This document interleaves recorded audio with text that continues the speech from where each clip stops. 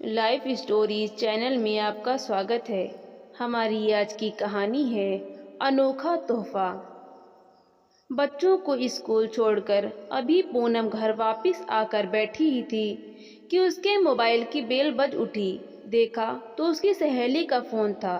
Phone उठाते ही वो बड़े उत्साह के साथ बोली, हेलो राखी, कैसी है तू? अरे यार, तुम लोगों की बहुत याद आती है। हाँ पूनम, हम लोग भी तुझे बहुत मिस करते हैं। और बता, वहाँ सब कैसा चल रहा है?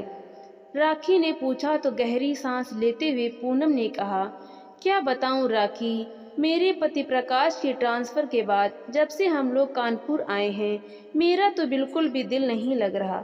कुछ भी अच्छा नहीं लगता। लेकिन ऐसा क्यों? नया घर पसंद नहीं है या क्या?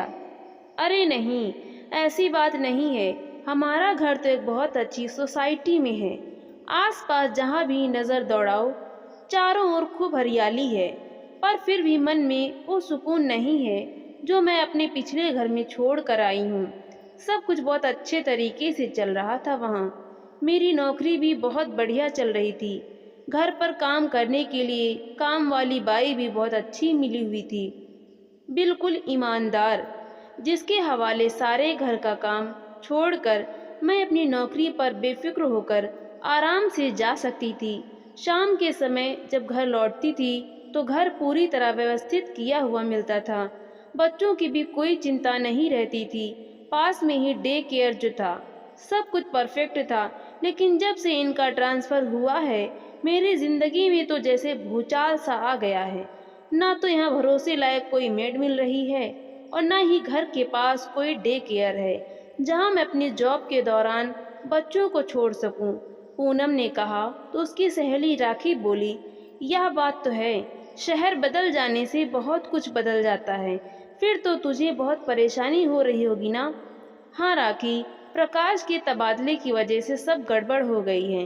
बच्चे तो फिर भी धीरे धीरे रूटीन में आ रहे हैं और प्रकाश भी आते ही अपने ऑफिस के काम में व्यस्त हो गए हैं। पर मेरा क्या, मेरा तो करियर ही पूरी तरह चौपट हो चुका है। कहते कहते पूनम का मन उदास हो गया। तभी एक कुरियर वाले ने दरवाजे पर बेल बजाई। अच्छा राखी, बाद में बात करती हूँ तुझसे, दरवाजे पर कोई आया है, कहते हुए पूनम ने मोबाइल रखा और दरवाज़ा खोलकर कुरियर लेने लगी। अभी पार्सल लेकर दरवाज़ा बंद करने ही लगी थी कि उसकी सरसरी नज़र थोड़ी दूर एक पेड़ की ओट में खड़ी एक वृद्ध औरत पर पड़ी। उसे देखते ही वो अंदर तक कांप उठी। ये बुढ़िया फिर से यहाँ? हे भगवान, आखिर ये बूढ़ी औरत हर रोज मेरे घर पर ही टकटकी लगाए क्यों देखती रहती है? न जाने क्या चाहती है ये बुढ़िया। कहीं ऐसा तो नहीं कि छुप छुप कर हमारे बारे में जानकारी हासिल कर रही है? कहीं कोई लूटपाट करने के इरादे से? सोचते सोचते पूनम का दिल दहल उठा। उसके मन में कई तरह की शंकाएं घर करने लगीं, क्योंकि 3 दिन से लगातार वो बुजुर्ग औरत उसके घर पर नजर बनाए हुए थी। हर क्षण पूनम के मन की बेचैनी लगातार बढ़ती जा रही थी। जब रात को उसका पति प्रकाश घर आया तो पूनम के चेहरे पर बेचैनी को भांपते हुए बोला, पूनम क्या हुआ तुम्हें? तबीयत तो ठीक है? कुछ परेशान लग रही हो। चिंता की ही तो बात है। वो अजीब सी बूढ़ी महिला आज फिर हमारे घर को टकटकी लगाए देख रही थी। न जाने क्या चल रहा है उसके दिमाग में। आखिर चाहती क्या है वो? पूनम ने गुस्से और डर के मिश्रित भाव लिए कहा तो प्रकाश बोला, अरे पूनम, इसमें चिंता की कोई बात नहीं है। एक बूढ़ी औरत ही तो है, कर ही क्या सकती है वो? आप भी कमाल करते हैं। आजकल माहौल अच्छा नहीं है। चोरी और डकैती तो एक आम बात हो गई है। आए दिन टीवी पर भी बच्चों के अपहरण की खबरें देखने सुनने को मिलती हैं। उस बूढ़ी औरत का हमारे घर पर नज़र रखने के पीछे कोई न कोई मकसद ज़रूर है। यह सुनकर प्रकाश भी थोड़ा बेचैन हो उठा और फिर बोला, तो ठीक है, मैं सोसाइटी के गार्ड को खास ध्यान रखने के लिए कह देता हूँ। अगर अगली बार कुछ ऐसा होता है तो तुम मुझे तुरंत कॉल कर देना। बात ज़्यादा बढ़ेगी तो हम पुलिस कंप्लेंट कर देंगे। उसके बाद 2-3 दिन बीत गए। अपनी ज़िंदगी को दोबारा से पटरी पर लाने की पूनम की कोशिश जारी थी ताकि वो फिर से नौकरी पर जाना शुरू कर सके। हर रोज छत पर कपड़े सुखाते हुए पूनम की नज़र अनायास ही इधर उधर दौड़ने लगती थी। 3 दिन से वो बूढ़ी औरत नजर नहीं आ रही थी। मन को एक सुकून आया, चलो इस मुसीबत से तो पीछा छूटा। परंतु अगले दिन जब पूनम अपने घर बच्चों को स्कूल बस में बिठाकर घर वापस आ रही थी, तभी सहसा उसके सामने वो वृद्ध महिला आ गई। उसे अपने सामने देखते ही पूनम अंदर तक सिहर उठी और बहुत तेज गति से चलने लगी। बेटी, मैं तुमसे कुछ कहना चाहती हूँ, मेरी बात तो सुनो। बेटी, एक बार सुनो तो। वो बूढ़ी औरत पीछे से आवाज लगाती रह गई, लेकिन पूनम तेजी से दौड़ती हुई अपने घर चली आई और तुरंत दरवाज़ा बंद करके अपने पति को फ़ोन लगा दिया। घबराने वाली कोई बात नहीं है पूनम, मैं अभी के अभी पुलिस को फ़ोन कर रहा हूँ, तब तक तुम दरवाज़ा बिल्कुल मत खोलना। फ़ोन करने के करीब 20-25 मिनट के अंदर अंदर प्रकाश पुलिस को अपने साथ लेकर वहां पहुंच गया। वो वृद्ध औरत वापस वहीं पेड़ की ओट में बैठी थी, जहां बैठकर वो हमेशा उस घर की ओर टकटकी लगाए देखती रहती थी। पुलिस ने सख्ती से उस औरत से पूछताछ की और फिर सोसाइटी के अन्य लोगों से भी कुछ सवाल पूछे, परंतु सारी पूछताछ के बाद जो कुछ भी सामने निकल कर आया, उसे सुनकर प्रकाश के पैरों तले जमीन खिसक गई।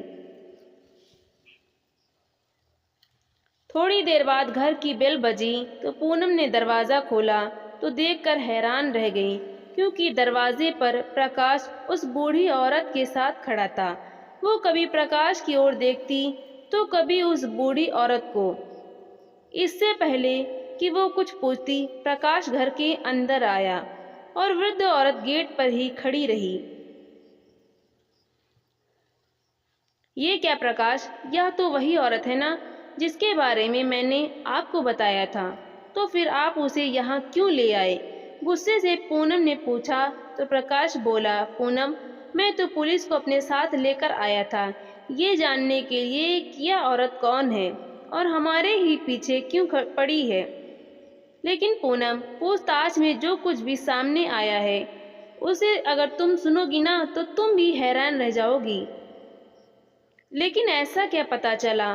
बेचैनी भरे स्वर में पूनम ने प्रकाश से पूछा। बात यह है कि जैसा हम उस औरत के बारे में सोच रहे थे ना, वो वैसी बिल्कुल भी नहीं है। जानती हो कौन है वो औरत?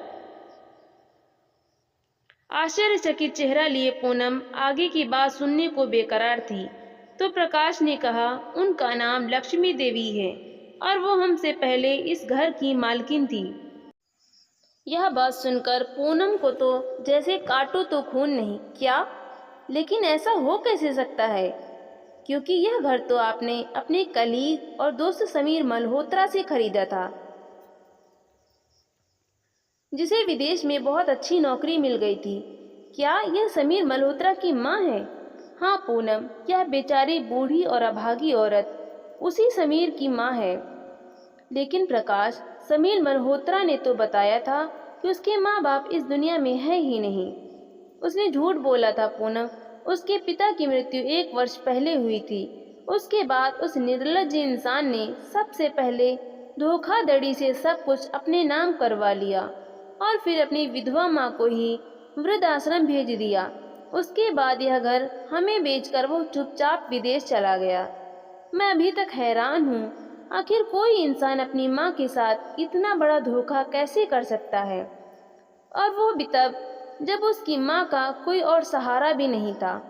पूनम विस्मित सी हो उठी और उधर प्रकाश की आंखें भी नफरत से भर गईं। फिर कुछ सोचते हुए पूनम ने कहा, अच्छा चलो, यदि यह इस मकान की पुरानी मालकिन है भी तो अब यहाँ क्या करने आई हैं? अपना घर हमसे वापस मांगने? लेकिन प्रकाश, हमने तो इस घर की पूरी कीमत देकर इसे खरीदा है ना। पूनम चिंता भरे स्वर में बोली तो प्रकाश ने कहा, अरे नहीं पूनम, वो बात नहीं है। दरअसल आज उनके पति की मृत्यु को पूरा 1 साल हो चुका है। उनकी पहली बरसी है, इसलिए वो उस कमरे में उनकी आत्मा की शांति के लिए दिया जलाकर प्रार्थना करना चाहती है, जहां वो और उनके पति रहते थे, जहां उन्होंने अंतिम सांस ली थी। लो, यह भी कोई बात हुई भला? यह घर अब उनका थोड़ी ना है और ना ही उस कमरे से अब उनका लेना देना है। फिर यहाँ प्रार्थना करने से क्या ही फर्क पड़ने वाला है। मुझे तो इन बातों में बिल्कुल विश्वास नहीं है। अरे पूनम, वो तुम्हारी सोच है, तुम्हारी आस्था नहीं तो ना सही उनकी तो है। और यदि हमारी एक हाथ से किसी को थोड़ी सी खुशी मिल जाती है तो हमारा चला भी क्या जाएगा। करने देते हैं उन्हें प्रार्थना, थोड़ी देर की ही तो बात है। हाँ, बात तो ठीक है आपकी, आप उन्हें अंदर बुला लीजिए, अनमने ढंग से पूनम ने कहा। तो प्रकाश जाकर लक्ष्मी जी को अंदर लेकर आ गया। बिल्कुल दुबली पतली सी काया, बूढ़े शरीर पर पुरानी सी सफेद सूती साड़ी, जहाँ एक ओर शरीर से हड्डियां बाहर निकलने को आतुर, तो वहीं दूसरी ओर अंदर तक धंस चुकी उनकी आंसुओं से भीगी आंखें। लक्ष्मी देवी को गौर से देखते हुए पूनम का कलेजा मुंह को आ रहा था। अंदर आकर लक्ष्मी देवी ने पूनम और प्रकाश के सिर पर हाथ रखकर उन्हें खूब आशीर्वाद दिए और फिर एक नज़र उठाकर उस घर को देखने लगी जो कभी उनका अपना हुआ करता था। पल भर में ही न जाने कितनी यादें उनके मानस पटल पर उभर आईं। न जाने कितने सुख और कितने दुख भरे पल एक साथ उनकी आंखों में तैरने लगे। यह कमरा हुआ करता था मेरा और समीर के पिताजी का। कोने वाले कमरे की ओर इशारा करते हुए लक्ष्मी देवी रूंधे स्वर में बोली। तो प्रकाश ने जाकर उस कमरे का दरवाजा खोल दिया। हाथ जोड़कर प्रकाश और पूनम का आभार प्रकट करते हुए वो कमरे के भीतर चली गई। कमरे को नजर भर कर देखते हुए उनकी आंखों से आंसू बह निकले और फिर अपनी साड़ी के पल्लू से आंसुओं को पोंछते हुए वो एक कोने में जा बैठी और दिया जलाकर प्रार्थना करने लगी। प्रार्थना करते हुए भी उनकी बंद आंखों से लगातार आंसू बहते जा रहे थे। जब कुछ समय बाद प्रार्थना करके वो कमरे से बाहर आई तो वापस पूनम और प्रकाश को ढेर आशीर्वाद देने लगी और फिर बोली, एक समय था बेटा जब इस घर में मैं दुल्हन बनकर आई थी और उस समय तो मैंने यही सोचा था कि अब इस घर से मेरी अर्थी ही उठेगी, परंतु कहते कहते लक्ष्मी देवी का स्वर रुआंसा हो गया। फिर कुछ पलों के अंतराल के बाद घर को निहारते हुए बोली, अपने परिवार के साथ मैंने यहाँ जिंदगी के कितने ही खूबसूरत और खट्टे मीठे पल बिताए थे, लेकिन समीर के पिताजी के जाने के साथ ही जैसे सब कुछ खत्म हो गया। पूनम और प्रकाश लक्ष्मी देवी की सारी बातें चुपचाप सुन रहे थे। लक्ष्मी देवी जाने से पहले घर के हर हिस्से को निहारते हुए मानो वो दृश्य अपनी आंखों में भर लेना चाहती थी। मन तो उस घर को छोड़ने को तैयार नहीं था, परंतु ज्यादा देर वहां रुक भी नहीं सकती थी। इसलिए थोड़ी देर अपने दिल का हाल सुनाकर लक्ष्मी देवी भारी मन से उठी और बोझिल कदमों से बाहर जाने लगी। प्रकाश उनकी हालत को समझ रहा था। वो मन ही मन लक्ष्मी जी के लिए थोड़ा चिंतित हो उठा था। अरे माँ जी, आप बैठिए, पूनम आपके लिए चाय बनाकर लाती है, आप चाय पीकर ही जाइएगा।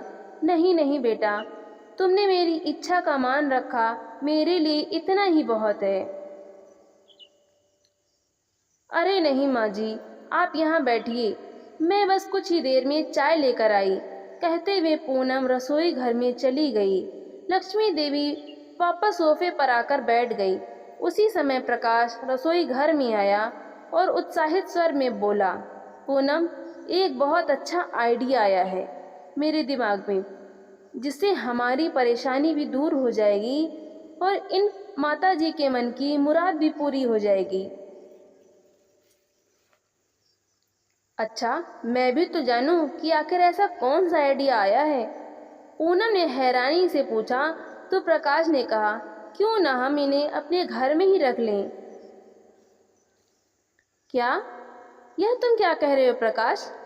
तुम्हारा दिमाग तो ठिकाने पर है। यहाँ कोई धर्मशाला खोली हमने? पूनम झल्लाते हुए बोली। तो प्रकाश ने उसे समझाते हुए कहा, पूनम, जरा सोचो तो, वैसे भी तो वो अकेली हैं, कितनी दुखी हैं बेचारी, और यहाँ इस घर में तो जैसे उनकी जान बसी है। अगर हम उन्हें यहाँ रहने की जगह दे दें तो उन्हें यह घर छोड़कर जाना भी नहीं पड़ेगा। और तुम्हारी भी परेशानी दूर हो जाएगी। वो हमारे घर का ख्याल भी रख लेंगी। फिर तो तुम बड़े आराम से अपनी नौकरी पर जा सकती हो। प्रकाश की बात सुनकर पूनम को सोच में पड़ गई और फिर बोली, तो क्या तुम उन्हें नौकर बनाकर यहाँ रखना चाहते हो? प्रकाश ने कहा, अरे नहीं, हम इन्हें कोई तनख्वाह नहीं देंगे। इन्हें तो हम अच्छे पहनने और खाने को दे देंगे, और वैसे भी काम के लिए तो काम वाली बाई आती है। लेकिन उनके रहने से हमें यह फायदा हो जाएगा कि यह घर के सदस्य की तरह काम वाली बाई पर भी नजर रखेंगी और हमारी अनुपस्थिति में घर का ख्याल भी रखेंगी। फिर तो तुम भी टेंशन फ्री होकर अपनी नौकरी पर जा सकती हो, क्योंकि घर का काम और बच्चों को संभालने के लिए पीछे से माँ जी तो होंगी ही। अच्छा, तो यह आइडिया है तुम्हारा, मान गई तुम्हें। लेकिन क्या माताजी इस बात के लिए राजी होंगी? लो, यह भी कोई पूछने वाली बात है। जहाँ उनकी जान बसी है, हम तो उन्हें उस घर में रहने का मौका दे रहे हैं। वो मना तो कर ही नहीं सकती। लेकिन प्रकाश, सोचने वाली बात है कि उन्हें तो उनके बेटे ने ही धुतकार दिया। ऐसा तो नहीं किया कि माँ जी ही अच्छे स्वभाव की ना हो। कहीं ऐसा ना हो कि एक दिन ऐसा आ जाए कि वो मालकिन बनकर हमारे घर पर अपना हक समझने लगे। अरे पूनम, ऐसा कुछ नहीं होगा, तुम निश्चिंत रहो। यह सुनकर पूनम चुप रह गई और फिर सोचने लगी, बात तो ठीक है, माँ जी के यहाँ रहने से मुझे बहुत सुख हो जाएगा। अभी तो मुझे ज़रूरत है तो उन्हें यहाँ रख लेती हूँ। फिर अगर उन्होंने कुछ ऐसा वैसा किया तो निकाल बाहर करूँगी उन्हें। वैसे भी यह घर हमारे नाम पर ही है, तो यह बूढ़ी औरत कर ही क्या सकती है। अरे पूनम किस सोच में पड़ गई? तुम चाय लेकर बाहर आओ, फिर उनसे बात करके देखते हैं, कहकर प्रकाश रसोई घर से बाहर आ गया। चाय पीते हुए प्रकाश ने कहा, माँ जी, हम आपका दुख समझ सकते हैं। जिस जगह के साथ इंसान की इतनी यादें जुड़ी हों, उस जगह को यूं छोड़कर जाना आसान नहीं होता। इसलिए हम लोग ये चाहते हैं कि आप यहीं इसी घर में रुक जाइए। प्रकाश के प्रस्ताव पर लक्ष्मी देवी की आंखों में चमक आ गई। उन्हें अपने कानों पर यकीन नहीं हो रहा था। आखिर मन ही मन वो भी तो यही चाहती थी। परंतु फिर उनके दिमाग में ख्याल आया कि जमाना तो इतना स्वार्थी है कि अपना सगा बेटा भी पैसे की लालच में दर दर की ठोकर खाने को छोड़ देता है। जब अपना बेटा ही अपना न रहा तो फिर पराये लोगों से कैसे उम्मीद लगा लूं? कोई मुझे बिना मतलब के अपने पास क्यों रखेगा? यह सोचकर फीकी सी मुस्कान लिए लक्ष्मी जी बोली, अरे नहीं, मैं वही वृद्धाश्रम में ही ठीक हूँ, और वैसे भी मेरे यहाँ रहने से आप लोगों को परेशानी ही होगी। इतना सुनते ही पूनम तपाक से बोली, अरे नहीं, परेशानी क्यों होगी, बल्कि आपके यहाँ रहने से तो हमें आराम हो जाएगा।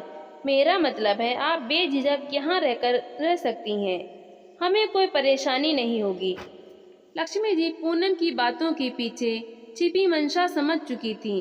जिंदगी से मिले कड़वे अनुभवों ने उन्हें बहुत कुछ सिखा दिया था, लेकिन फिर भी सब कुछ समझते हुए भी उस घर में वापस रहने के मोह में लक्ष्मी जी उन्हें मना न कर सकी और उन लोगों के साथ उस घर में रहने आ गई।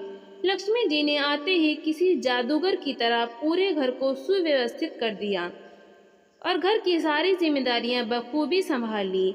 हालांकि दोनों बच्चों सिमी और बंटी को एक अजनबी औरत के साथ रहना थोड़ा अजीब लग रहा था। लक्ष्मी जी को वहां आए 1 सप्ताह बीत चुका था, परंतु बच्चे उस बूढ़ी औरत को अपना मानने को तैयार ही नहीं थे। फिर एक दिन दोपहर को बच्चे स्कूल से घर लौटे और बोले, मम्मी, कल हमारे स्कूल ग्रैंड पेरेंट्स डे है। पता है, सब बच्चे अपने दादा दादी को लेकर आने वाले हैं, लेकिन हमारे पास न तो दादा दादी हैं और न ही नाना नानी। इतना सुनते ही प्रकाश लक्ष्मी जी की ओर इशारा करते हुए बोला, अरे है तो सही तुम्हारे पास, तुम्हारी दादी माँ? नहीं, यह हमारी दादी माँ नहीं है। जानते भी हैं मेरे दोस्त सौरभ की दादी कितनी मॉडर्न है। और ये तो, बंटी ने गुस्से से कहा और अपने कमरे में चला गया। यह सुनकर लक्ष्मी जी भी थोड़ी उदास हो गई, परंतु कोई और रास्ता भी नहीं था। इसलिए बुझे मन से दोनों बच्चे लक्ष्मी जी को अपने स्कूल ले जाने के लिए मान गए। एक नई साड़ी पहनकर लक्ष्मी जी बच्चों के स्कूल जाने को तैयार हो गईं। प्रकाश अपनी गाड़ी से उन्हें और बच्चों को स्कूल में छोड़ आया। दोपहर को जब वे घर लौटे तो दोनों दादी की तारीफ करते नहीं थक रहे थे। मम्मी, पता है आपको, स्कूल में सभी इवेंट्स में दादी ने इतना अच्छा परफॉर्म किया कि सब लोग उनकी तारीफ कर रहे थे। उन्होंने तो स्पोर्ट्स इवेंट में भी भाग लिया और सौरभ की दादी को भी हरा दिया। हमारी दादी तो सुपरस्टार है। कहते हुए दोनों बच्चे बहुत उत्साहित थे। लक्ष्मी जी ने अपने सरल और हंसमुख स्वभाव से बच्चों को भी अपना बना लिया। बच्चे उन्हें दादी माँ कहकर बुलाते थे। उनकी निगरानी में घर के सभी काम सुचारू रूप से होने लगे। बच्चे अक्सर दादी माँ के पास सोने की जिद करते, इसलिए पूनम ने उनका बिस्तर भी बच्चों के कमरे में ही लगवा दिया। आज सुबह जब पूनम सोकर उठी तो 7 बज रहे थे। अरे बाप रे, आज तो बहुत देर हो गई, कहीं बच्चों की स्कूल बस न छूट जाए। सोचते हुए पूनम जल्दी से कमरे से बाहर निकली तो देखा दोनों बच्चे स्कूल यूनिफॉर्म पहनकर तैयार हो चुके थे और लक्ष्मी जी उन्हें नाश्ता खिला रही थी। बच्चों के टिफिन भी तैयार थे। यह देखकर जहां एक ओर पूनम हैरान रह गई तो वहीं दूसरी ओर उसके मन को बहुत सुकून मिला। यही सब तो चाहती थी वो। अब पूनम पर घर की जिम्मेदारियों का ज्यादा भार नहीं था, इसलिए उसने नौकरी के लिए कुछ जगह आवेदन भेजे। कुछ ही दिनों में उसे नौकरी मिल गई। अब वो बेफिक्री से अपनी नौकरी पर जा रही थी। लक्ष्मी जी को खाना पकाने का बहुत शौक था, इसलिए वो खाना पकाने का काम स्वयं करने लगी और घर के बाकी सारे काम बड़ी कुशलतापूर्वक काम वाली बाई से करवा लेती। किचन का तो वो खास ख्याल रखती थी। खासकर बच्चों के खाने के लिए नए नए स्वादिष्ट और पौष्टिक व्यंजन बना दिया करती थी। यहाँ पूनम और प्रकाश यह देखकर हैरान थे कि उनके दोनों बच्चे जो हर रोज कभी चिप्स तो कभी पिज्ज़ा बर्गर की डिमांड किया करते थे, जंक फूड के अतिरिक्त जिन बच्चों को कुछ पसंद ही नहीं आता था, वो बच्चे घर के बने व्यंजन बड़ी खुशी से खा रहे थे।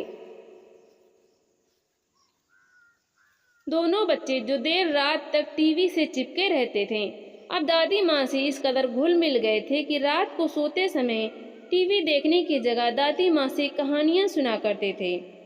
लक्ष्मी जी धार्मिक कहानियाँ सुनाकर दोनों बच्चों में अच्छे संस्कार डाल रही थीं। बच्चों में आए इस सुखद परिवर्तन को देखकर पूनम और प्रकाश फूले न समाते थे, क्योंकि उन दोनों ने कभी अपने बच्चों के साथ इस तरह समय गुजारा ही नहीं था। पहली बार आज उन दोनों ने महसूस किया था कि घर में बड़े बुजुर्गों की उपस्थिति से बच्चों पर कितना अच्छा प्रभाव पड़ता है, क्योंकि प्रकाश के माता पिता तो बहुत पहले ही गुजर चुके थे, इसलिए उनके बच्चे आज तक इस सुख से वंचित रहे थे। आज लक्ष्मी जी ने सिमी और बंटी को सुबह सुबह जगाया तो वे दोनों बोले, नहीं दादी, आज हम स्कूल नहीं जाएंगे। लेकिन बेटा, स्कूल की छुट्टी करना तो अच्छी बात नहीं है, लक्ष्मी जी ने कहा। तो सिमी बोली, अरे नहीं दादी, आज बहुत स्पेशल दिन है। आज मम्मी और पापा की मैरिज एनिवर्सरी है, इसलिए आज तो घर पर पार्टी होगी। अच्छा बच्चों, तो यह बात है, तो चलो जल्दी से तैयार हो जाओ, आज मिलकर पूरा घर सजा देते हैं, लक्ष्मी जी ने कहा। तो दोनों बच्चे बहुत उत्साहित हो गए। कुछ ही देर में उन्होंने घर को खूब अच्छे से सजा दिया। यह सब देखकर पूनम और प्रकाश को बहुत खुशी हुई, क्योंकि आज से पहले बच्चों ने कभी उनके लिए ऐसा कुछ खास नहीं किया था। मम्मी पापा, आपको हमारा सरप्राइज कैसा लगा? बच्चों ने पूछा। तो पूनम बोली, बहुत अच्छा, इतना अच्छा लगा कि बता नहीं सकती। कहते हुए पूनम ने बच्चों को बाहों में भर लिया। तो बंटी ने कहा, हमें पता था आपको ज़रूर पसंद आएगा, यह सब दादी का प्लान था। यह सुनकर पूनम मन ही मन लक्ष्मी जी के प्रति कृतज्ञ हो उठी। शाम के समय पहनने के लिए पूनम ने अलमारी से अपने गहने निकाले, लेकिन गलती से गहनों का बक्सा वहीं बेड पर ही छोड़ दिया और फिर बच्चों को दादी के पास छोड़कर प्रकाश के साथ शॉपिंग करने चली गई। लेकिन जिस समय वो लोग घर वापस आए तो उनकी हैरानी का ठिकाना न रहा। लक्ष्मी जी तो घर से गायब थी और बच्चे घर पर बिल्कुल अकेले थे। बेटा, दादी कहाँ गईं? प्रकाश ने बच्चों से पूछा। पापा, वो दादी तो कहीं बाहर गई हैं। जाते जाते उन्होंने हमें घर का दरवाज़ा अंदर से बंद करने को कह दिया था। यह सुनते ही पूनम के मन में एक शक पैदा हुआ। फिर उसे ध्यान आया कि उसने तो अपने सोने के गहनों का बक्सा अलमारी के बाहर ही रख दिया था।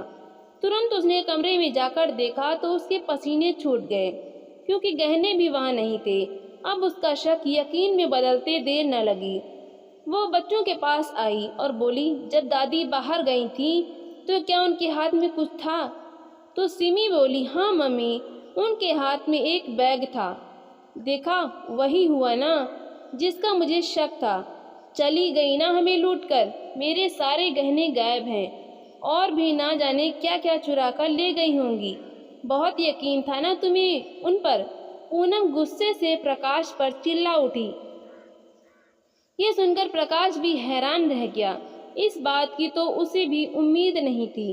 थोड़ी देर बीत चुकी थी, तभी दरवाजे की घंटी बजी और लक्ष्मी जी घर के अंदर आई। तभी प्रकाश ने पूछा, अरे माँ जी, आप कहाँ चली गई थी?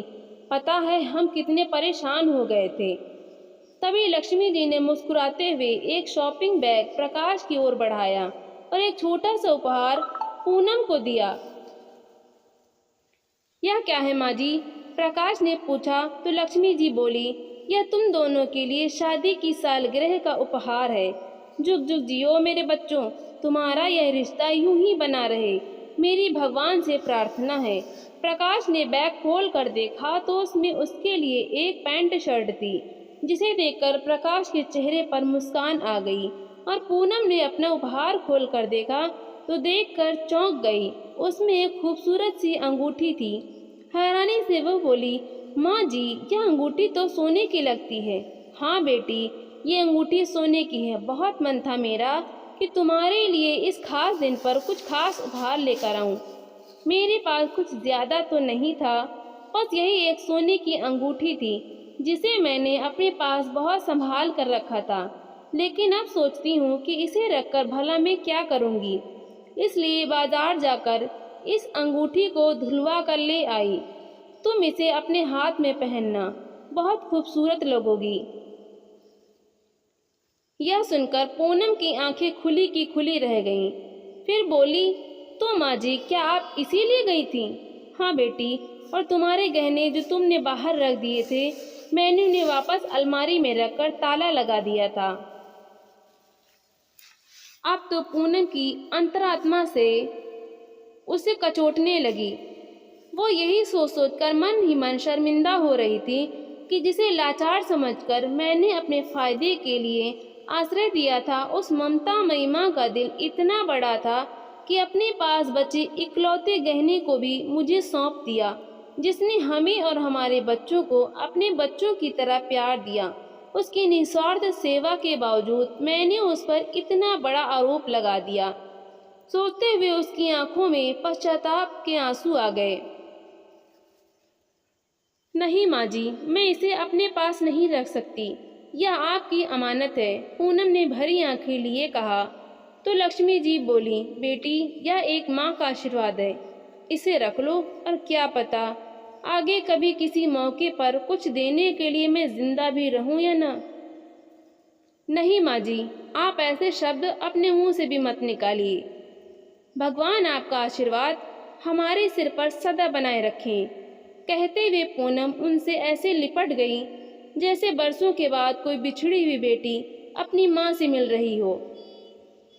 वो दिन पूनम को कभी नहीं भूला, क्योंकि उस दिन उसे भगवान ने एक ऐसा बेशकीमती उपहार दिया था जो अनमोल था, और वो उपहार था निस्वार्थ भावनाओं से भरा माँ का प्यार।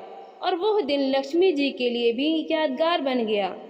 क्योंकि उस दिन उस घर में उनकी पुनर्प्रतिष्ठा हुई एक आदरणीय माँ के रूप में। अगले ही दिन घर के बाहर लगी नेम प्लेट को भी बदल दिया गया और एक नेम प्लेट नई लगाई गई जिस पर लिखा था लक्ष्मी निवास। तो दोस्तों, आपको ये कहानी कैसी लगी? लाइक करें, शेयर करें और कमेंट करके हमें ज़रूर बताएं और चैनल को सब्सक्राइब करना बिल्कुल भी ना भूलें। तो मिलते हैं हम अगली नई कहानी के साथ। बहुत बहुत धन्यवाद।